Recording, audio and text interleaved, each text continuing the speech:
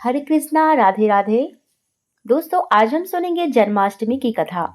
और हिंदू धर्म का ये कथा बहुत ही पावन है।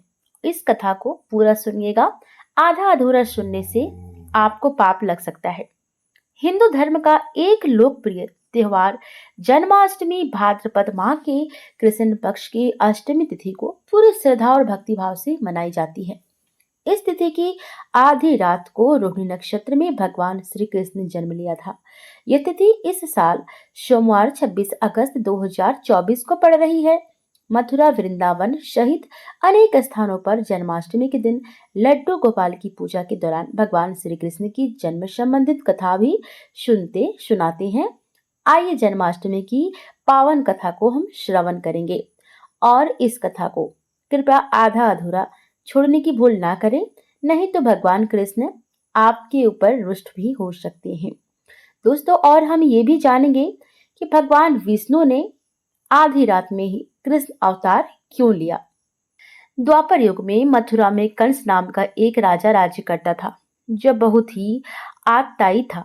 वह अपने पिता राजा उग्रसेन को गद्दी से उतारकर खुद राजा बन गया था। उसकी एक बहन थी देवकी, जिसका विवाह यदुवंश के नायक वसुदेव से हुआ था। एक दिन कंस अपनी बहन देवकी को उसकी ससुराल पहुंचाने जा रहा था। यात्रा के दौरान रास्ते में आकाशवाणी हुई, हे कंस, जिस देवकी को तुम बड़े प्रेम से ले जा रहे हो, उसी बहन में तुम्हारी मृत्यु बसती है। इसके गर्भ से उत्पन्न 8वां बालक तुम्हारा सर्वनाश करेगा। यह सुन कंस सोच में पड़ गया। फिर वह वसुदेव जी को मारने के लिए तैयार हुआ। तभी देवकी ने उससे विनती कर कहा, हे भ्राता, आपकी मृत्यु में मेरे पति का क्या दोष है? अपने बहनोई को मारने से क्या लाभ है?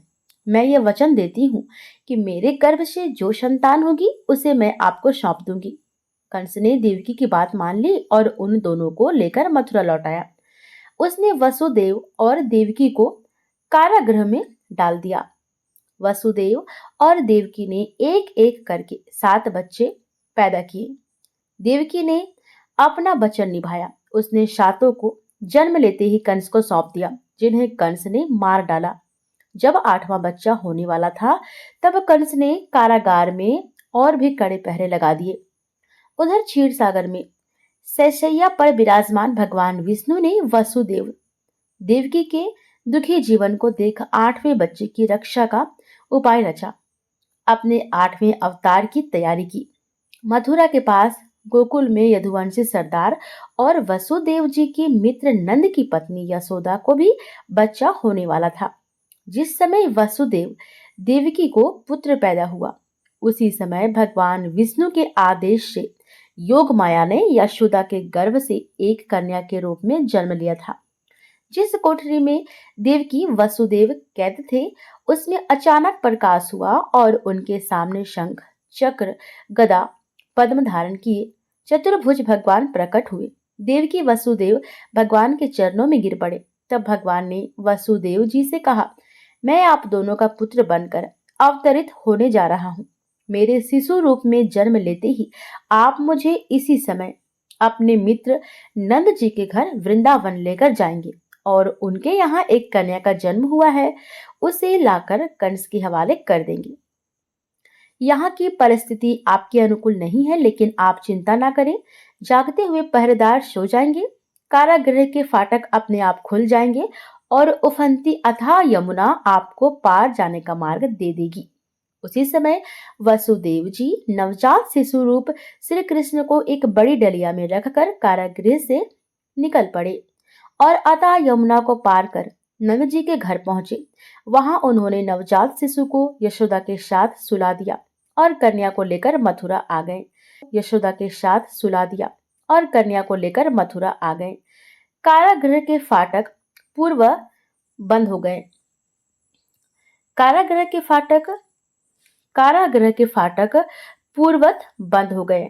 जब कंस को सूचना मिली कि वसुदेव देवकी को बच्चा पैदा हुआ है, तो उसने बंदी गृह में जाकर देवकी के हाथ से नवजात कन्या को छीनकर पृथ्वी पर पटक देना चाहा, परंतु वह कन्या आकाश में उड़ गई और वहां से कहा, ओ मूर्ख कंस, मुझे मारने से क्या होगा? तुझे मारने वाला तो गोकुल पहुंच चुका है।